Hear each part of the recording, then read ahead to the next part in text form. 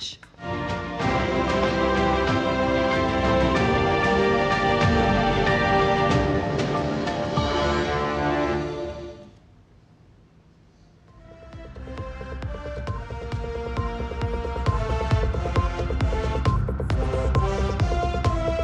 नमस्कार। घर में जब नई कार या बाइक या किसी भी वाहन की बात होती है तो सबसे पहले ये सवाल जहन में आता है कि बजट में आएगा या नहीं।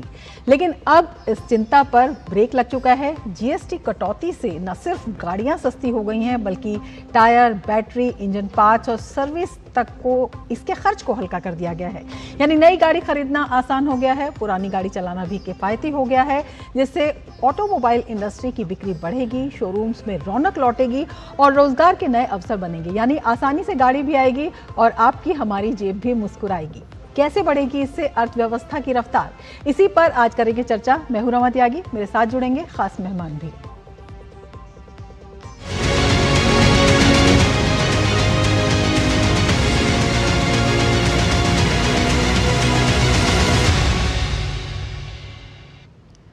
तो चर्चा की शुरुआत करेंगे, लेकिन उससे पहले हम आपको बता देते हैं ऑटोमोबाइल सेक्टर में नई जीएसटी दरें है क्या, किस तरह का कट इसमें आया है। अगर हम वाहन सेगमेंट पर बात करते हैं तो पहले की दर में दोपहिया वाहन जो हैं वो आते हैं, उन पर 28% जीएसटी होता था, अब ये 18% हो गया है। जो छोटी कारें हैं उन पर भी 28% से 18% हो गया है। ट्रैक्टर्स की बात करें तो 12% था पहले, ये 1800 सीसी तक अब 5% हो गया है। ट्रैक्टर के पुर्जों की बात करते हैं तो 18% से ये 5% पर आ गया है। इसके साथ ही सेमी ट्रेलर रोड ट्रैक्टर की बात करें तो वो भी 28% से 18% पर आ गया है। इसके साथ ही बहुत महत्वपूर्ण हो जाता है वाणिज्यिक माल वाहन, जैसे ट्रक हैं या और भी वाहन हैं, बेहद महत्वपूर्ण ये भी होते हैं। 28% इन पर पहले लगता था, लेकिन अब 18% पर ये आ गया है। साथ ही अगर हम सार्वजनिक परिवहन की बात करते हैं, बसों की बात करते हैं, तो इसमें भी 28% से ये 18% पर आ गया है। और जो ऑटो घटक हैं उनमें भी 28% से, जिन्हें कंपोनेंट कहा जाता है, ये 18% पर आ गया है। तो अपने आप में ये एक काफ़ी महत्वपूर्ण और बड़ा प्रोग्रेसिव सुझाव जो है इससे निकलकर सामने आ रहा है और एक नई तस्वीर इससे सामने आ रही है। इसी पर हम चर्चा आज करेंगे, लेकिन उससे पहले हम आपको बता देते हैं कि इन नए जीएसटी सुधारों से ऑटोमोबाइल सेक्टर में ज़बरदस्त उत्साह देखने को मिल रहा है। केंद्र सरकार ने जिस तरह से नए जीएसटी सुधारों में ऑटो सेक्टर के लिए जीएसटी में कटौती की है, उसका असर गाड़ियों की बिक्री पर भी दिख रहा है। ग्राहकों को गाड़ियों की खरीद पर जीएसटी में कटौती का 1 लाख से लेकर 1.5 लाख रुपए तक का फायदा मिल रहा है। इससे जो सामान्य उपभोक्ता है वो भी अब गाड़ी खरीदने का साहस जुटा पा रहा है। दिखाते हैं आपको कुछ प्रतिक्रियाएं। कस्टमर तो बहुत खुश है इस समय देखा जाए तो, क्योंकि गाड़ियों पे अगर देखा जाए तो नॉर्मल गाड़ियों पे 1-1 लाख 1.5 हजार रुपये 1-1 लाख 1.5 लाख रुपए छूट मिल रही है। तो कस्टमर को बहुत ही इजी हो गया है गाड़ी खरीदने के लिए, ऑफर्स भी अच्छे मिल रहे हैं। कस्टमर जो है, त्यौहार का टाइम चल रहा है, त्यौहार के टाइम पे कस्टमर खुश है कि गाड़ी उनको बहुत ही कम प्राइसेस मिल रही है। निश्चित रूप से जो जीएसटी कम हुआ है उससे आम लोगों को राहत महसूस हुई है और लोगों का ये झुकाव आया कि जीएसटी कम हो जाए तो हमारे पास भी एक गाड़ी हो जाएगी जो बरसात में और बाकी दिनों में, जाड़ों में उनको आराम देगी। ये सरकार का एक अच्छा कदम है। बिक्री प्रभाव बढ़ना अंडरस्टूड है, ये तो बढ़ेगी सेल। इस बार बहुत अच्छी सेल जाएगी। जहां तक मैं समझता हूं पिछले साल की अपेक्षा जहां तक नहीं तो 40 से 50% की ग्रोथ पे सेल जाएगी ही जाएगी, क्योंकि अब 7-8 लाख रुपए 10 लाख रुपए की गाड़ी लेना एक आम आदमी के लिए आसान बात हो गई है। पहले इतना इजी नहीं हो पा रहा था किसी के लिए भी, अगर लोग फाइनेंस के थ्रू भी जाते तो अप्रॉक्स 1 लाख का तो डिफरेंस आता ही था। तो कहीं ना कहीं इंटरेस्ट रेट भी कम होंगे, प्लस EMIs में भी एक रिलीफ मिलेगा लोगों को, तो ज़्यादा बेटर ऑप्शन है अब पहले के कंपैरिजन, क्योंकि करंट मार्केट रेट में तो पॉसिबल नहीं था पहले के रेट्स में गाड़ी लेना, क्योंकि अब थोड़ा सा ईजी हो गया है लोगों के लिए। फाइनेंस ऑप्शन भी हैं अच्छे, बेटर ऑप्शन है इस टाइम तो अपनी गाड़ी का सपना जो है वो अब साकार होता दिख रहा है। एक बड़ी आबादी में और क्या कुछ सपने हैं जो पूरे होते हुए दिखाई दे रहे हैं, इसी पर हम चर्चा करेंगे। हमारे साथ हमारे खास मेहमान इस वक्त जुड़ चुके हैं। हमारे साथ मनीष राज जी हैं, मनीष राज सिंघानिया जी जो नेशनल चेयरमैन हैं फारा के, एकेडमी ऑफ रिसर्च एंड, और हमारे साथ अरुण मल्होत्रा जी भी जुड़े हुए हैं, ऑटो इंडस्ट्री एक्सपर्ट हैं। बहुत स्वागत है, अपने दोनों ही मेहमानों का हम स्वागत करना चाहते हैं।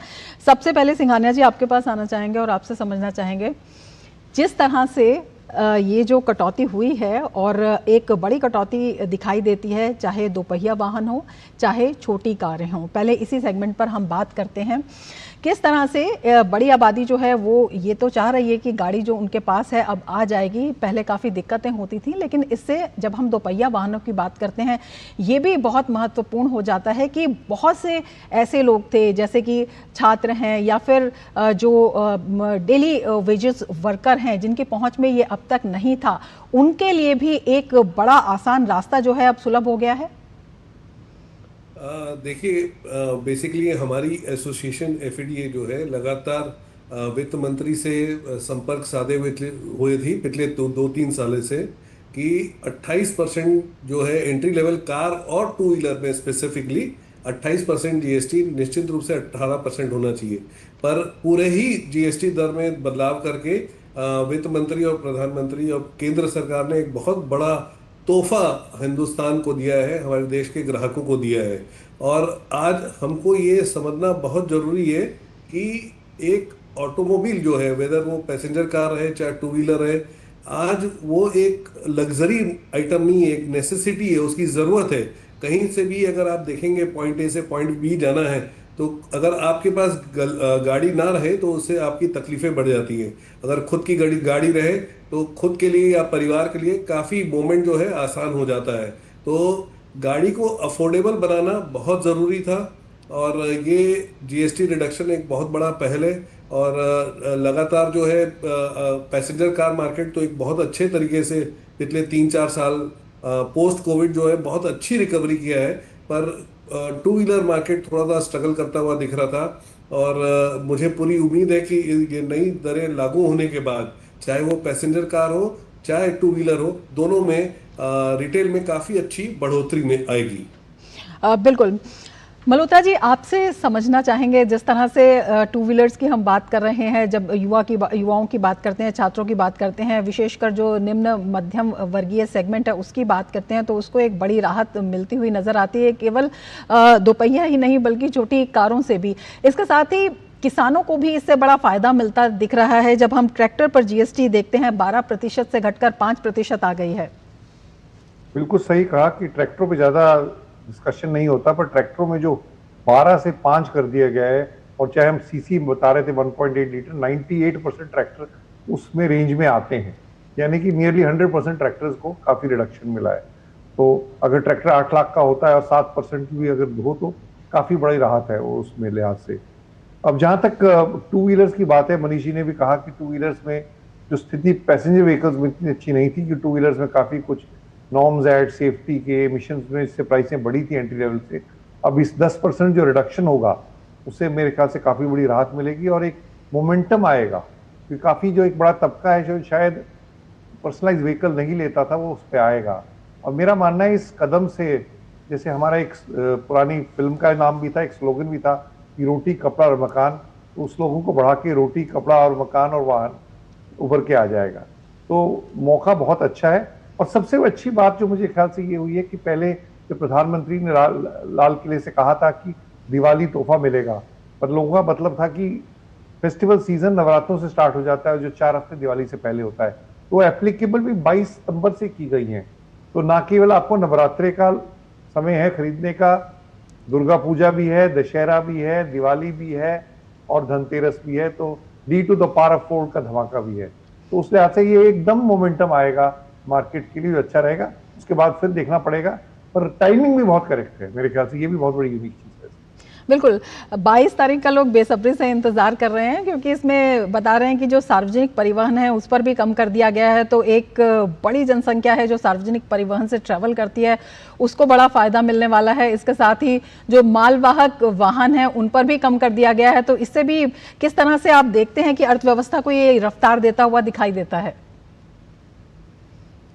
जहाँ तक क्वेश्चन है, ऑटोमोबाइल इंडस्ट्री की सबसे बड़ी खासियत क्या है, ये ना केवल रेवेन्यू जनरेट करती है, जीडीपी जनरेट करती है, पर ये साथ के साथ रोजगार भी जनरेट करती है।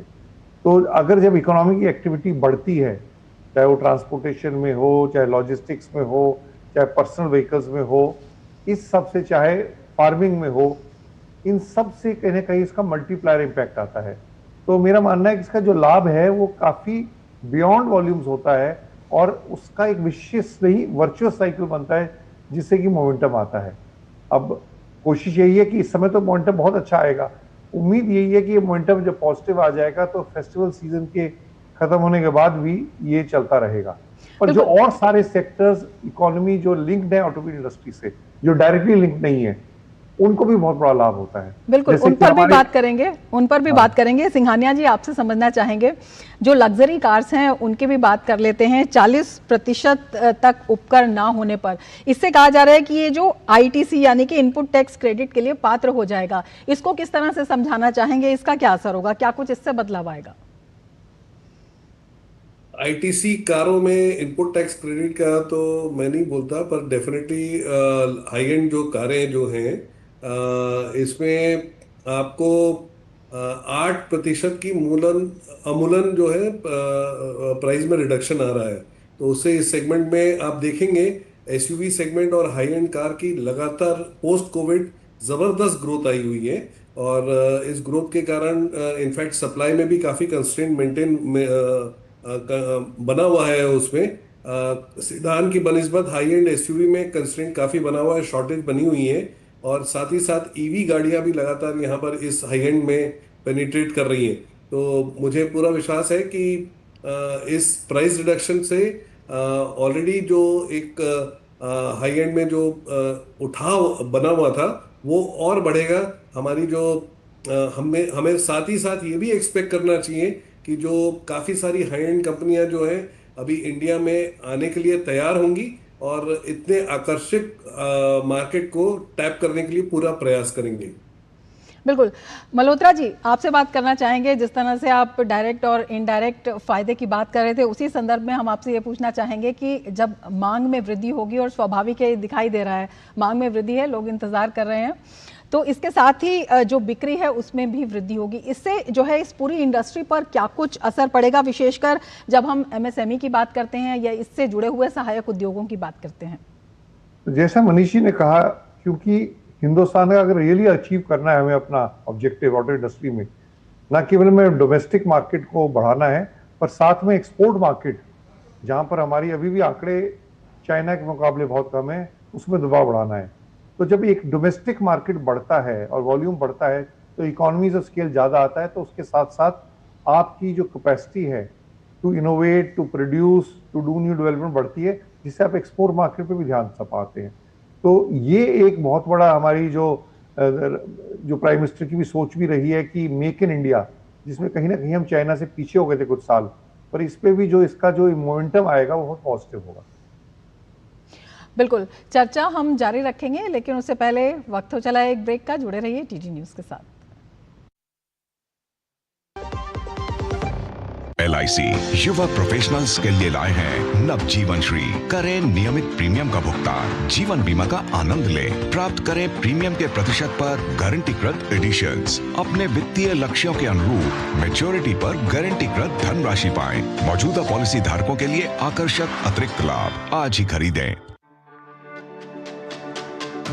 मेरी पसंद, मेरी पसंद, मेरी पसंद, मेरी पसंद, हमारी पसंद, हम सबकी पसंद। मजबूत देश का मजबूत सरिया हो गया स्टील। ब्रेक के बाद फिर से आपका स्वागत है। हम बात कर रहे हैं ऑटो इंडस्ट्री में, ऑटोमोबाइल सेक्टर में जीएसटी कट की और इससे क्या कुछ फ़ायदा हुआ है, ये जो सुधार हैं किन मायनों में महत्वपूर्ण है। दो खास मेहमान हमारे साथ जुड़े हुए हैं। सिंघानिया जी, आपके पास आना चाहेंगे और आपसे समझना चाहेंगे, जब हम घरेलू मांग की बात कर रहे हैं, बिक्री की मांग बात कर रहे हैं, तमाम उद्योगों की बात कर रहे हैं, तो इससे जो जीडीपी है उसको किस तरह से गति मिलती हुई दिखाई देती है? देखिए, आज जीडीपी करीब 6.5% के आसपास होवर कर रहा है और ये जीएसटी का जो रिडक्शन केंद्र सरकार ने, हमारे प्रधानमंत्री जी ने दिया है, ये ओवरऑल इकोनॉमी में हर सेक्टर में अक्रॉस बूस्ट देगा। आज ऑटोमोबाइल सेक्टर जो करीब 7% के आसपास कंट्रीब्यूट करता है जीडीपी में और करीब 49% मैन्युफैक्चरिंग जीडीपी में कंट्रीब्यूट करता है। और आप देखेंगे जीएसटी के फायदे के साथ साथ आज उन्मूलन पूरे देश में मॉनसून का भी बहुत अच्छा प्रभाव रहा है, जिससे ग्रामीण अर्थव्यवस्था को आने वाले महीनों में जबरदस्त बूस्ट मिलेगा। जिस तरीके से केंद्र सरकार एमएसपी पे क्रॉप को खरीद रही है, इससे ग्रामीण अर्थव्यवस्था में काफी सारा पैसा आने वाला है। और केंद्र सरकार की एक और अच्छी बात रही है कि उन्होंने बैंक इंटरेस्ट रेट, चाहे वो बिजनेसमैन के लिए हो चाहे रिटेल फंडिंग के लिए हो, लगातार कम करते आए और एक स्टडी मेंटेन किया है। और इससे ईएमआई में जो ग्राहक जो गाड़ी लेगा उसको ईएमआई सस्ती पड़ेगी डेफिनेटली। साथ ही साथ जीएसटी से आपकी एक हाउस होल्ड की डिस्पोजेबल इनकम जो है वो बढ़ जाएगी। आज जो ज़्यादा खपत कर पाएगा, और ओवरऑल आप देखेंगे तो सब तरीके से सब तरफ फायदा ही फायदा है। तो ये एक पॉजिटिव इफेक्ट में कंजम्पशन ओवरऑल बढ़ने वाला है। आप इन्फ्लेशन सीपीआई इन्फ्लेशन इंडेक्स देखेंगे 1.1% में है, मेरे ख्याल से कई सालों बाद इस लेवल पे पहुंचा है। तो ये सब पॉजिटिव है। ये ऐसा एक्सपर्ट क्यों देते हैं कि ये सब पॉजिटिव ट्रेंड के साथ आने वाले समय में जीडीपी में 1 से 1.25% की एडिशनल बूस्ट मिलेगा। सो मेरे ओवरऑल काफ़ी पॉजिटिव है, सब तरह से पॉजिटिव है। हम तैयार हैं इस अच्छे मार्कअप को जो केंद्र सरकार ने रोल आउट किया है हमारे मार्केट के लिए। ग्राहक तैयार है, अब बस 22 तारीख का इंतजार है ताकि इसका सही असर जो है हम रियलाइज कर सकें, हम महसूस कर सकें। बिल्कुल, जब हम घरेलू मार्केट की बात कर रहे हैं तो इससे जो ग्राहक है उसका आत्मविश्वास और उसकी जो निर्णय क्षमता है, आपके कहने का मतलब है कि वो और ज़्यादा मजबूत होती हुई इससे दिखाई दे रही है। मल्होत्रा जी, आपसे जानना चाहेंगे, जिस तरह से इसके अदर कंपोनेंट्स हैं वो भी सस्ते हो जाएंगे, कल पुर्जे वगैरह, उन पर भी काफ़ी राहत और किफ़ायत मिलती हुई दिखाई दे रही है। जब ये कमी आती है, लागत में जब कमी आती है और जिस तरह से निर्माण कार्य होता है उसमें जो निर्यात क्षमता है वो किस तरह से छलांग लगाती हुई दिखाई देती है? तो बिल्कुल सही कहा, क्योंकि अभी तक निर्यात जो हमारा होता है चाहे कंपोनेंट्स का और गाड़ियों का, काफ़ी बड़ा है, परसेंटेज में काफ़ी वो मतलब पॉजिटिव है। पर अभी भी हम दुनिया में उस मकाम पे नहीं पहुंचे जैसे चाइना है। अभी भी हमारा अगर हम व्हीकल्स का लें, ऑटो कंपोनेंट्स का लें, चाइना हमसे 8 या 9 गुना ज़्यादा है। तो मेरा मानना है कि इस सबसे जो एक मेक इन इंडिया का जो फोकस आता है, नई टेक्नोलॉजी आ रही है, नई कोलैबोरेशंस आ रहे हैं, हमारे देश में अपने आप इनोवेशन हो रहा है, हमारे जो टॉप एजुकेशन इंस्टीट्यूशंस आईटी उससे जुड़ रहे हैं, तो इस सब से नई टेक्नोलॉजी और नई मैन्युफैक्चरिंग कैपेबिलिटी से हम एक्सपोर्ट पे कर सकें। तो एक्सपोर्ट का पोटेंशियल डोमेस्टिक तो बढ़ेगा ही, पर एक्सपोर्ट पे जो फोकस बढ़ेगा और जो अपॉर्चुनिटी दे रहे हैं, सरकार की कई स्कीमें भी आई हैं ऑटोमोबाइल इंडस्ट्री के लिए, production linked incentive scheme, advance cell chemistry scheme, और अब रेयर अर्थ मेटल के लिए स्कीम ला रहे हैं। तो सरकार की कई पॉलिसीज भी हैं। तो इन पॉलिसीज को जब यूटिलाइज किया जाएगा वेल इनफ और किया जाएगा तो बहुत स्कोप है एक्सपोर्ट बढ़ाने में। और जो हम कहते हैं कि हिंदुस्तान को ग्लोबल मैन्युफैक्चरिंग बनना चाहिए, जो आज नहीं है, उसके लिए ये बहुत पॉजिटिव कदम होगा। बिल्कुल, Singhania ji, make in India, make for the world, इस पर खासा जोर है और इसके लिए तमाम कदम पहले भी उठाए गए हैं और इस पर तेजी भी आ रही है। इसमें कितना और ज़्यादा आगे निकलते हुए हम दिखाई देते हैं? देखिए, मेक इन इंडिया ने एक्चुअल में काफ़ी बूस्ट दिया है, और मैं बोलूँगा सिर्फ किताबी बातें नहीं रही। आज मेक इन इंडिया के लिए सपोर्ट के लिए केंद्र सरकार तटस्थ है, और साथ ही साथ जो भी सुविधा उपलब्ध करवा सकती है वो उपलब्ध कराने के लिए आगे बढ़ रही है। आप सबसे बढ़िया इनकी जो स्कीम आई है वो पीएलआई रही है, प्रोडक्शन लिंक्ड इंसेंटिव। आज हम अगर कोई भी इंपोर्ट को सब्स्टिट्यूट करके हिंदुस्तान में मैन्युफैक्चर करने के लिए तैयार है तो उसके लिए केंद्र सरकार लगातार सपोर्ट कर रही है। तो ये जब प्रोडक्शन बढ़ाने के लिए, नए नए कलपुर्जे यहाँ बनाने के लिए जब फैक्ट्रियाँ सेट होंगी या एस्टेब्लिश होंगी, तो फाइनली ये सब प्रोडक्शन करके पूरे ना ही देश में, पूरे इंटरनेशनल लेवल पे ही भी ये सब इन कलपुर्जों का, इन सामानों का कारोबार होगा, जिससे हमारे देश को बहुत बेनिफिट मिलेगा। ये बहुत लंबी सोच के साथ ये किया गया है, और सिर्फ बातों, किताबी ज्ञानों से उठ के ये सब चीज़ें हम धरातल में इसको महसूस कर रहे हैं। तो आने वाला समय जो है हमारे एक प्रधानमंत्री जी का विजन भी रहा है 2047 तक हमारे को डेवलप इकोनॉमी बनाना है। तो उस तरफ अग्रसर होने के लिए कई ऐसे कठिन और बहुत सोचे समझे कदम उठाने पड़ेंगे, तभी हमारा देश जो है उस सपने को चरितार्थ कर पाएगा। बिल्कुल। मल्होत्रा जी, आपसे समझना चाहेंगे फाइनेंशियल इंक्लूजन और क्रेडिट ग्रोथ को बल जो है लगातार मिलता हुआ दिखाई दे रहा है, और इसी में जब हम बात करते हैं ईएमआई की बात हो रही है वो कम हो जाएगी, और उसके साथ ही जो बैंक के लोन्स की बात भी हो रही है, तो ये तमाम जो कदम है ये भी दिखा रहे हैं कि जो डिफॉल्टर रेट है वो भी कम होगा। उसका क्या असर आएगा? एक तो सरकार की एक अच्छी पॉलिसी रही है कि जो ब्रॉड बेस की है फाइनेंसिंग। पहले क्या होता, कुछ लिमिटेड कंपनीज सारा फाइनेंस जो बैंक्स का होता था क्रेडिट ले लेती थी, और कहीं हाई डिफॉल्ट्स भी होते थे। तो ये जो पॉलिसी है टू ब्रॉड बेस, चाहे नेशनलाइज बैंक हो, चाहे प्राइवेट बैंक्स हो, चाहे एनबीएफसीज हो, चाहे रीजनल बैंक्स हो, सब कम से कम होलसेल फंडिंग और रिटेल फाइनेंसिंग में फोकस कर रहे हैं। तो इस समय फाइनेंस मिलना चैलेंज नहीं है, और रेट भी अट्रैक्टिव है। कई बार होता है रेट ठीक होता है पर मिलता नहीं है, और फिर मिलता है तो रेट बहुत हाई होता है। तो आई थिंक एक स्वीट स्पॉट अभी है कि फाइनेंसिंग का रेट भी है ठीक है, और अवेलेबिलिटी भी बहुत अच्छी है। और जिनकी क्रेडिट रेटिंग ठीक है, और जनरली मोस्ट लोगों की होती है क्रेडिट रेटिंग ठीक, बड़े बड़े डिफॉल्टर्स को छोड़ दीजिए जो बहुत किया है, जो इससे बाहर भी चले गए हैं, तो उससे कम से कम लाभ होता है। और ऑटोमोबाइल का एक खासियत एक और है कि ऑटोमोबाइल का कमर्शियल एप्लीकेशन है। एक तो होता है कमर्शियल बिजनेस, चाहे टैक्सी, थ्री व्हीलर्स बोलते हैं, पर दूसरा उस यातायात के कारण, उस वाहन के कारण वो अपना आदमी पर्सन अपना बिजनेस बढ़ा पाता है, अपना उद्योग बढ़ा पाता है। तो ये जो मल्टीप्लायर इम्पैक्ट आता है, उसकी जो एफिशिएंसी आउटपुट बढ़ती है, उस लिहाज से बहुत ही पॉजिटिव कदम है। बिल्कुल। सिंघानिया जी, आपसे समझना चाहेंगे, जब हम निर्यात की बात करते हैं, निर्यात हब होने की बात करते हैं, उसमें एक जो है बड़ा कदम होता है और एक बड़ा विजन ये भी होता है कि वैश्विक रूप से हम उतने प्रतिस्पर्धी बने।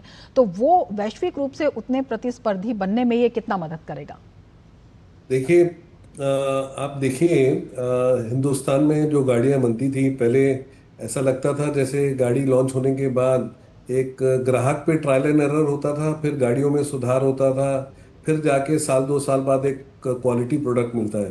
पर आज जितना हमारी ऑटोमोबाइल कंपनियां R&D में, रिसर्च एंड डेवलपमेंट में खर्चा कर रही हैं, जितना पेटेंट में खर्चा कर रही हैं, और आप पिछले कुछ सालों में देखिए गाड़ियों की क्वालिटी इतनी ज़बरदस्त हो गई है कि वो क्वालिटी के मायनों में ना ही हिंदुस्तान में अच्छी है, वो वर्ल्ड वाइड भी कोई भी ऑटोमोबाइल कंपनी से या तो बराबर है या उससे बेहतर है। तो क्वालिटी में बहुत ज़बरदस्त उछाल आया है, और यही एक बेस बनता है कि आप कोई भी वैश्विक बाजार में, इंटरनेशनल मार्केट में कहीं भी हम जाके compete कर सकते हैं, अपने प्रोडक्ट को बेच सकते हैं। क्वालिटी और R&D, पेटेंट, जितने पेटेंट हो रहे हैं ये सब दिखाते हैं। R&D स्पेंड जो है ऑटोमोबाइल कंपनियों का बहुत बड़ा है, इंक्लिनेशन बहुत बड़ा है ये सब चीज़ों में स्पेंड का, खर्चा करने का।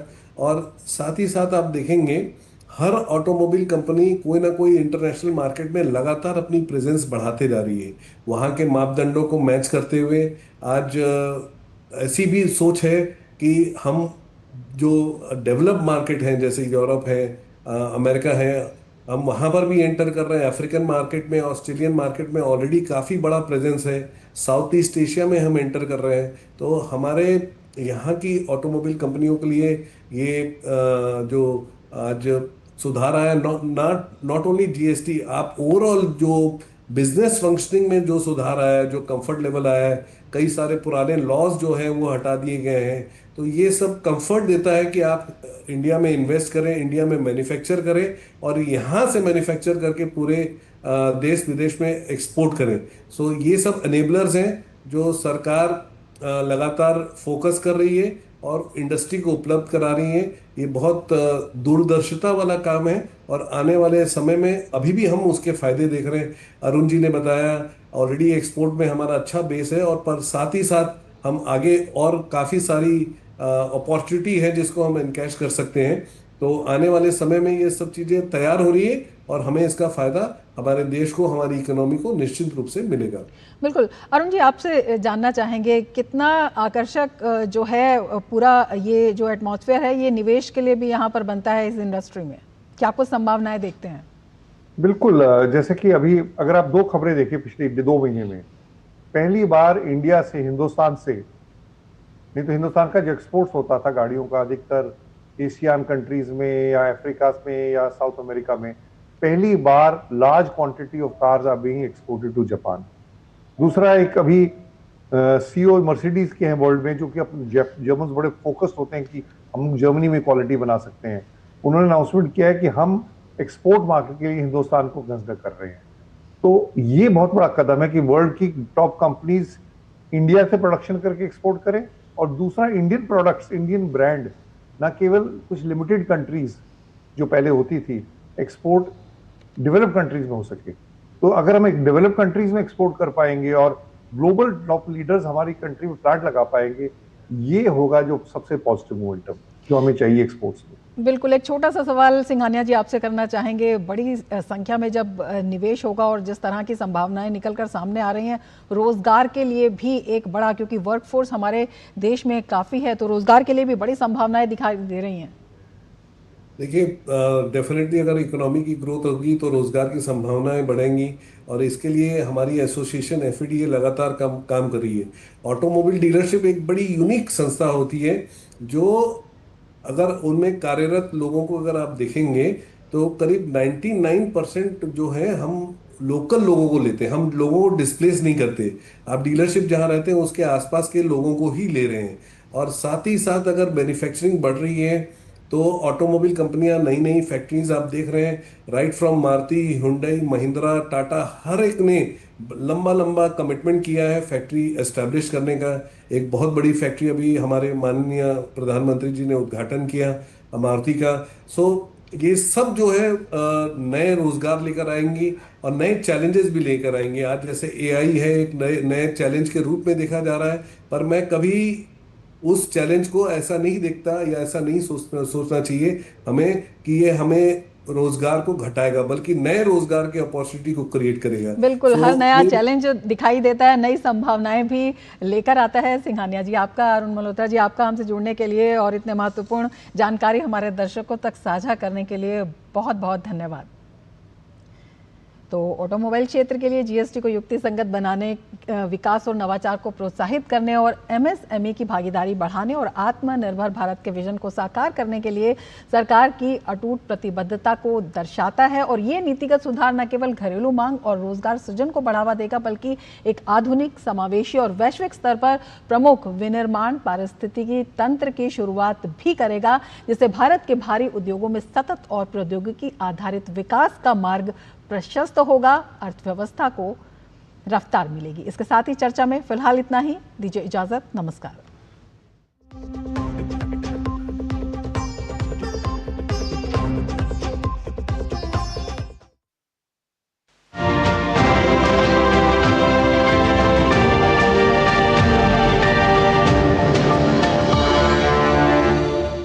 चर्चा में के प्रायोजक थे